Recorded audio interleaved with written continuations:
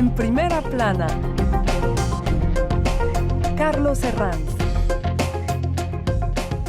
Bienvenidos en Primera Plana, un programa de Radio Francia Internacional y de France 24 en el que, ya saben, cada semana analizamos un asunto de repercusión global con nuestros analistas y corresponsales de la prensa internacional desde nuestros estudios en París. Hoy les ofrecemos de nuevo, como las semanas pasadas, pues una edición especial del programa elaborada en condiciones especiales. Sobra ya casi que les explique por qué. Así que estamos reinventando un poco la radio y la televisión en versión confinada estos días. Saben que a veces la calidad del sonido puede no ser la óptima, pero esperemos que cualquier déficit que se produzca del lado tecnológico podamos solventarlo a cambio con un programa cargado de reflexiones interesantes sobre un asunto.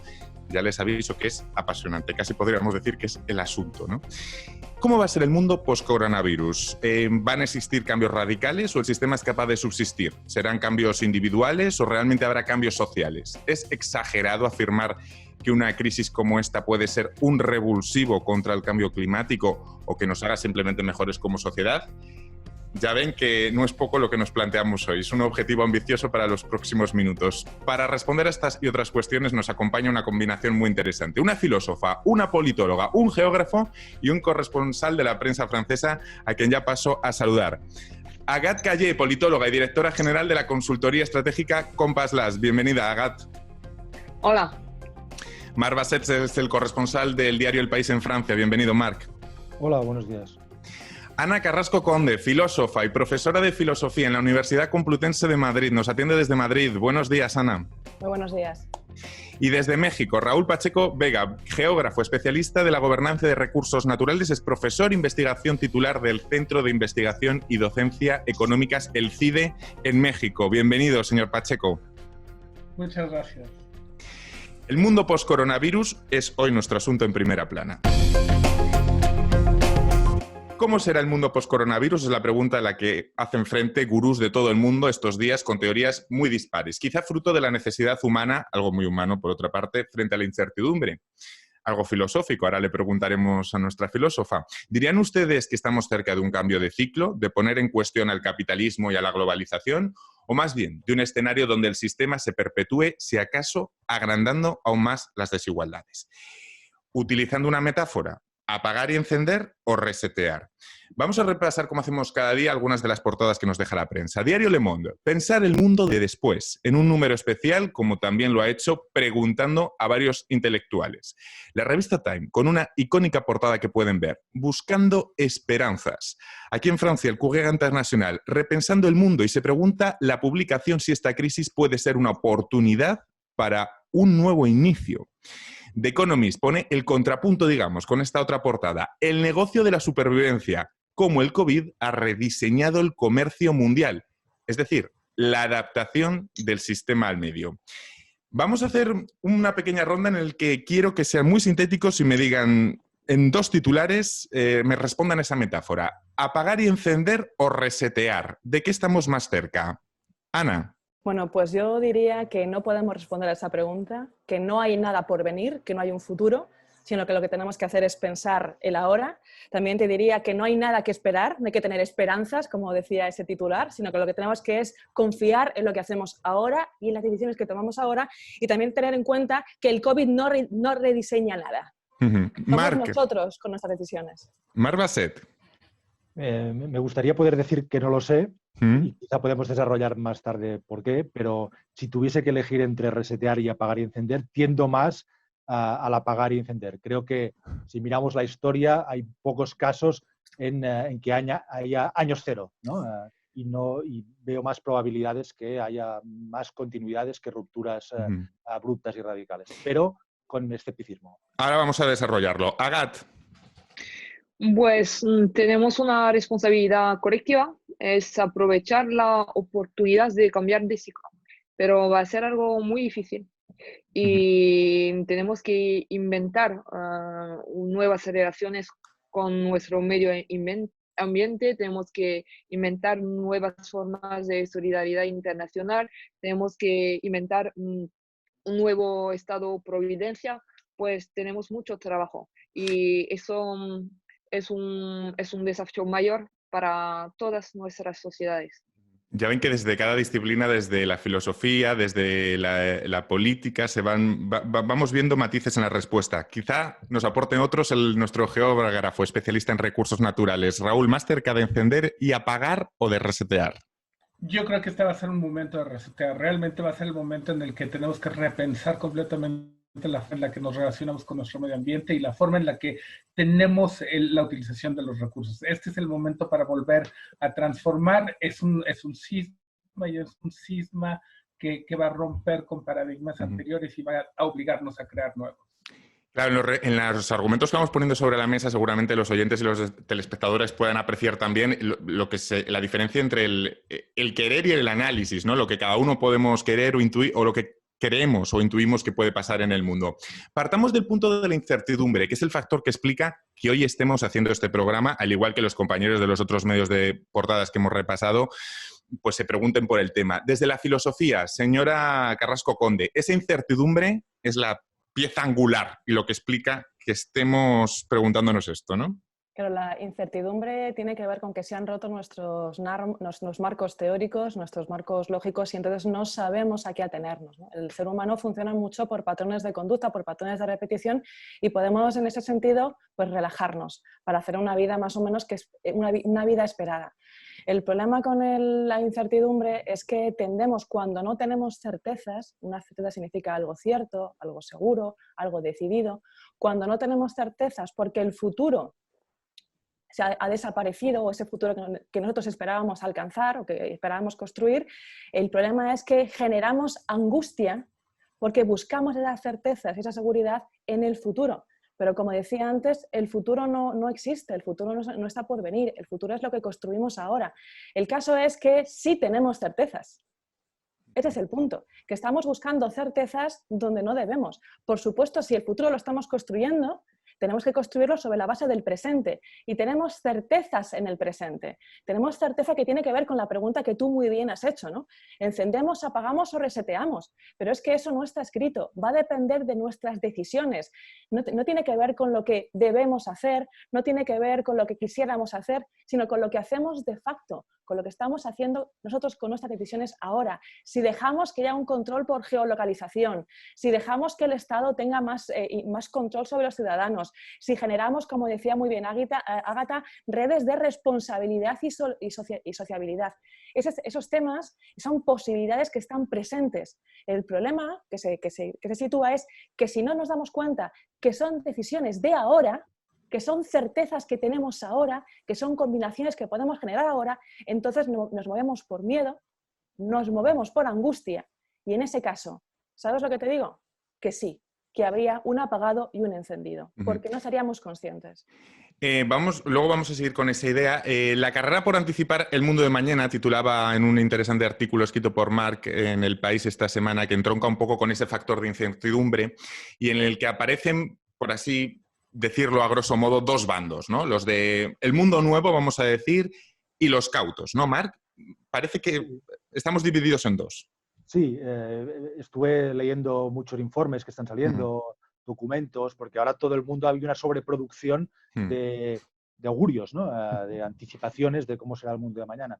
Y vi, efectivamente, la pregunta que planteabas al principio era un poco la división, ¿no? Quienes dicen que ya nada será igual y quienes dicen que en el fondo lo que ya estaba ocurriendo antes de esta crisis se prolongará de una manera más acelerada, exagerada, brutal quizás, y esta es la dicotomía, pero yo diría, sí que hay una incertidumbre ahora, y la incertidumbre ahora en el fondo es científica, es cuándo habrá la vacuna contra el virus, y esto determinará muchas cosas de las que vayan a ocurrir en el futuro. Es verdad que desde este momento se están planteando debates y cuestiones que serán determinantes, como se mencionaba la cuestión de la seguridad, del control, etc. Pero yo creo que todo esto está supeditado a la ciencia, a la medicina, a la investigación, de saber cuándo habrá una vacuna que permita pues un cierto fin a este confinamiento o a los confinamientos periódicos que podemos vivir hasta que ocurra esto. Y por eso yo creo que hasta este momento es muy arriesgado hacer pronósticos, porque todavía no tenemos la principal incógnita, no la hemos despejado todavía, ¿no? Pero a mí me gustaría Sí, intervenir Ana. un momento, y es que, claro, hablábamos de la incertidumbre de la vacuna, pero sí que tenemos certezas con respecto a la vacuna. Tenemos la certeza de que lo estamos buscando, tenemos la certeza de que la ciencia está haciendo lo posible para encontrarla, y también tenemos la certeza, muy curiosa, de que estamos confundiendo la ciencia con la tecnología. ¿Qué es lo que está haciendo la tecnología? Creemos que nos va a salvar.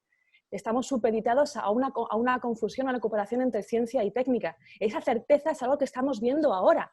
Es verdad que estamos buscando la vacuna, pero antes de llegar a esa vacuna, desde hoy podemos pensar cómo utilizar la técnica para que, por ejemplo, no haya diferencia en las condiciones materiales, para que no haya un precio que suba demasiado. Son elementos de control que tenemos ahora. Por eso decía, si pensamos en el futuro, en la incertidumbre, por supuesto que nos agobiamos, pero si pensamos en las certezas del presente, tenemos un elemento de control sobre lo que podemos hacer. Hay otra gran certeza, que es que se desacelera por primera vez el ritmo que pauta el capitalismo. El mundo se ha parado. Esto, pues, gente de nuestra generación nunca lo hemos visto, ¿no? Esto en sí mismo es un hito, ¿no? Que se haya parado el mundo. Agat, quizá no podamos hacer de gurús, pero desde como politóloga sí que podemos anticipar ciertas cosas del mundo de mañana en nuestras decisiones y elecciones políticas. La perspectiva de un mundo expuesto a nuevas pandemias marcarán esas elecciones políticas. Se va a revalorizar la condición de lo público, la protección de lo local. ¿Hay tendencias que coticen al alza? Claro que sí. Como politóloga puedo compartir una certeza. Es que tenemos que construir estrategia de resiliencia. Y cada país y cada municipalidad tiene que construir estrategia de resiliencia. Es decir, tenemos que aumentar nuestra capacidad de adaptación frente a la incertidumbre, frente a nuevos riesgos, frente también al cambio climático. Tenemos que pensar, pues, nuevas formas de vínculos sociales. Tenemos que pensar una nueva relación humana con la biodiversidad. Tenemos que pensar, pues, vínculos sociales presenciales, pero también vínculos sociales a distancia. Y tenemos que inventar otro estado providencia y pues otra forma de relación colectiva con el interés general.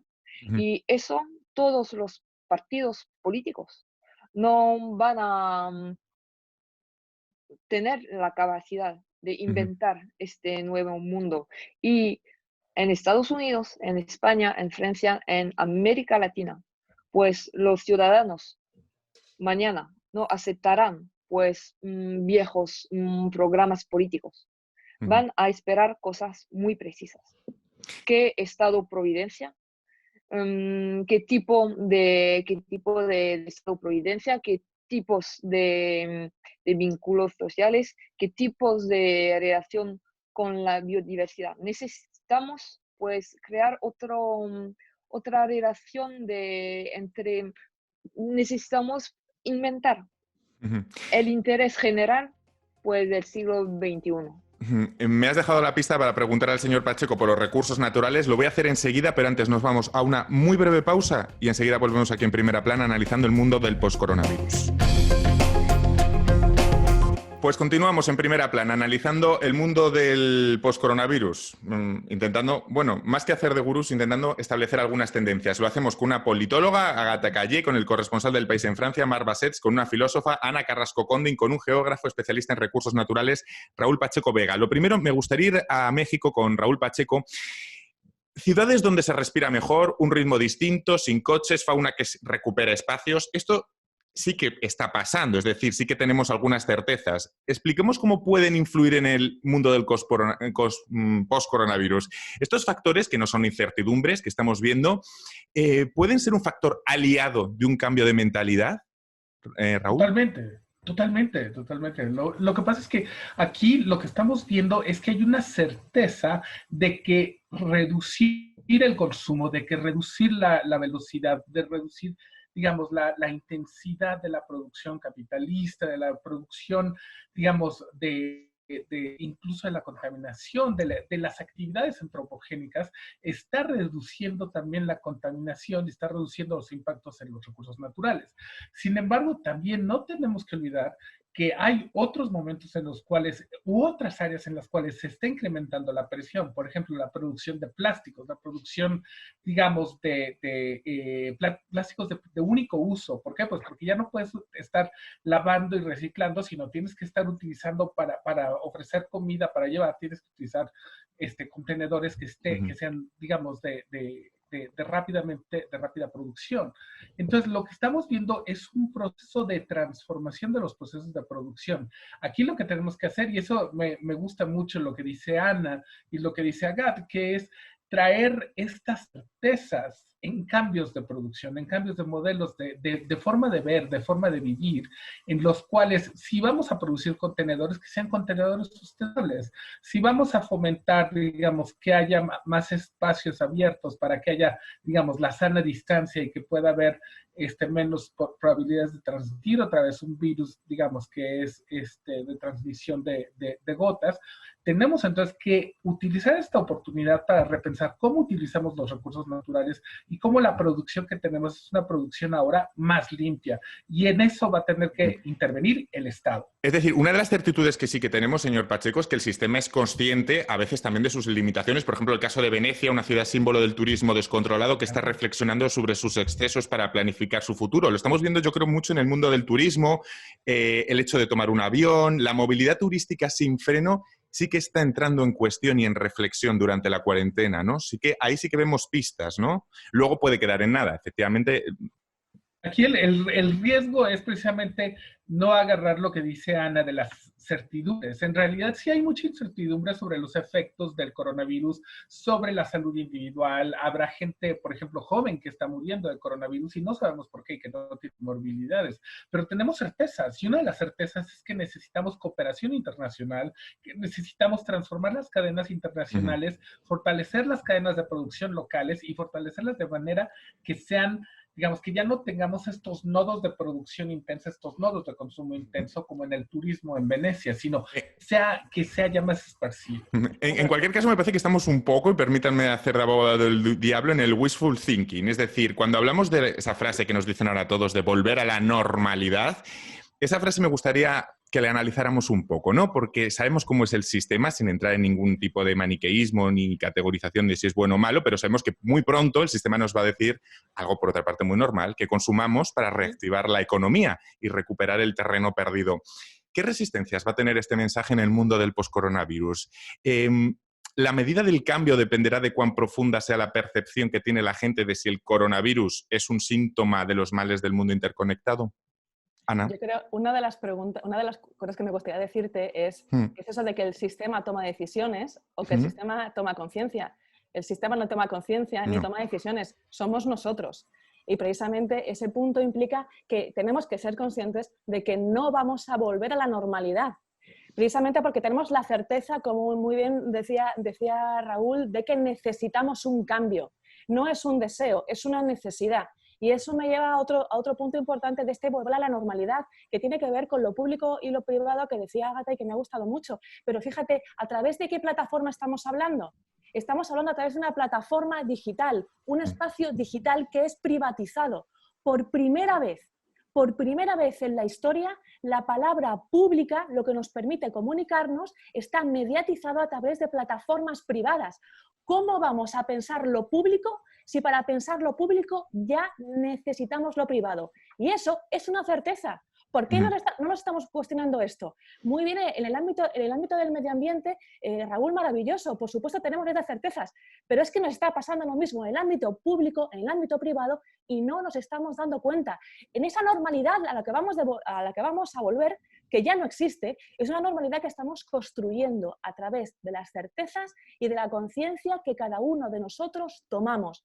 Y lo primero que tenemos que tener en cuenta es la conciencia del medio ambiente, que ya no podemos comportarnos igual, ya no somos inocentes, pero también tomar conciencia de que políticamente ahora estamos tomando decisiones muy extrañas. Y he de decir una cosa, las grandes revoluciones, los grandes cambios políticos beneficiosos para el ser humano nunca se han dado dentro de la casa.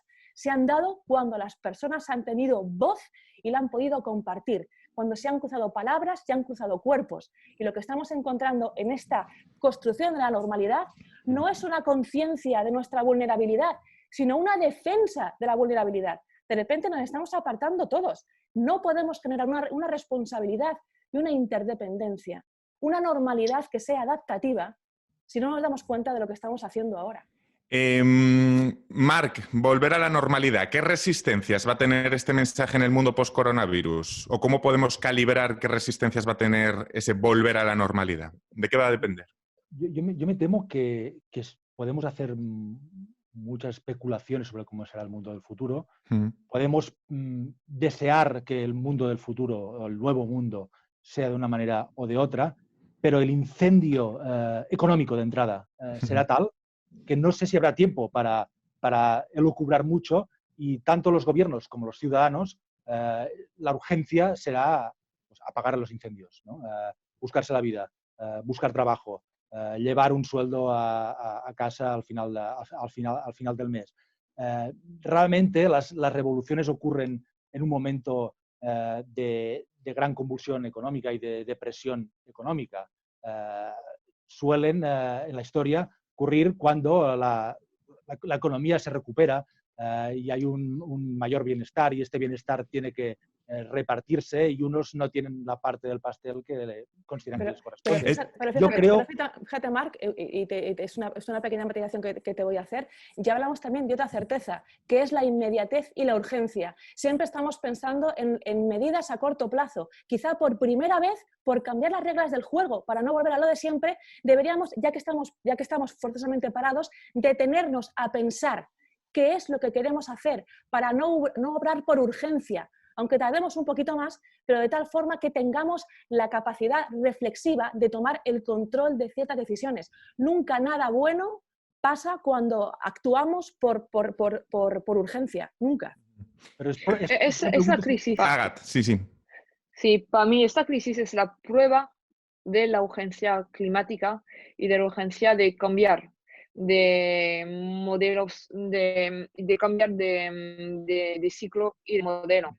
Es una prueba. Durante meses y meses y durante años hay mucha gente ha dicho, pues hay urgencia, pero todo el mundo estaba pensando, no podemos pararnos. Lo que pasa es que a mí me parece, Agat, con esa crisis. Sí, a mí me parece, Agat, que ese diagnóstico, más o menos podemos estar de acuerdo en ese diagnóstico, pero no sé si estamos exagerando un poco la posibilidad de catarsis, un poco por decirlo de cierta forma, por encima de nuestras posibilidades, sin atender a factores como cuarentenas desiguales. Es decir, la desigualdad también marca este confinamiento. Es un poco ilusorio pensar que una cuarentena nos iguala a todos, porque no es lo mismo estar confinado en una familia numerosa en un mini piso que estar en una finca de lujo. Es decir, las reflexiones que salgan de realidades tan distintas no van a converger en una catarsis.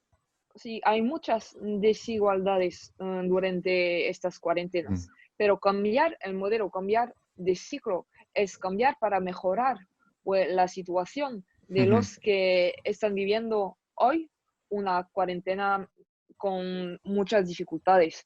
Y tenemos que pensar un modelo en el que pues, hay más peso en favor del interés general. Y el interés general es primero pues el interés de los que tienen más dificultades. Claro que vamos a volver a una forma de normalidad, pero tenemos que cambiar nuestra normalidad, y tenemos que cambiar nuestra normalidad pues para garantizar a todos. Marc, pues, quería decir algo, Marc, sí. Con un estado más protector.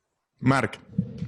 No, retomando el argumento de antes con Ana, sí. Estoy de acuerdo, pero como ha dicho Ana, será mucho más difícil, por ejemplo, que haya manifestaciones. Claro. Cuando estamos...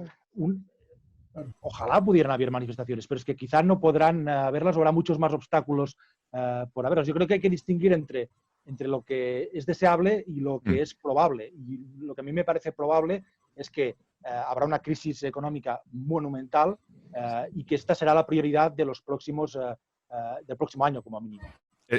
Ahí estaba yo quería, por eso me refería antes al wishful thinking, ¿no? Porque a lo mejor lo deseable y lo probable no coinciden. A lo mejor estamos más cerca de cambios individuales que salgan de esta cuarentena que más de cambios sociales, ¿no? A lo mejor es más probable que haya cambios más a nivel personal que a nivel social.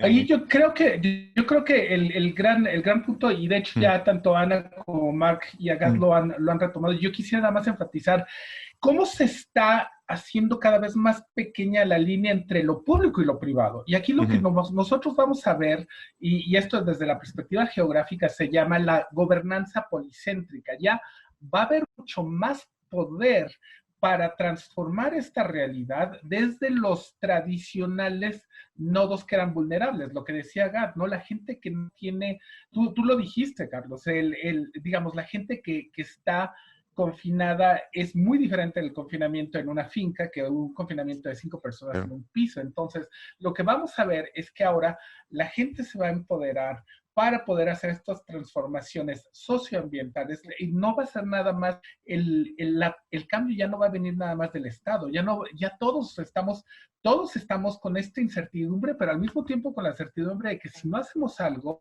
el coronavirus nos va a afectar a todos. Entonces, nosotros lo que estamos viendo es un empoderamiento del ciudadano, de la sociedad civil, del día a día, y entonces la barrera entre lo público y lo privado se está haciendo cada vez más delgada. De la importancia de tomar conciencia, ¿no? Que yo creo que es un elemento muy, muy importante.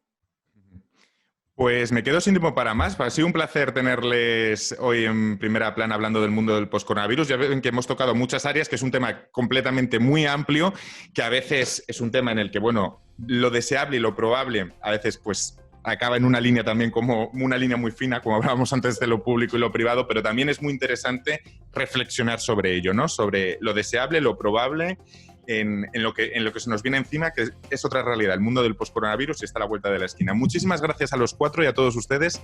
Hasta la próxima semana aquí en Primera Plana. Gracias.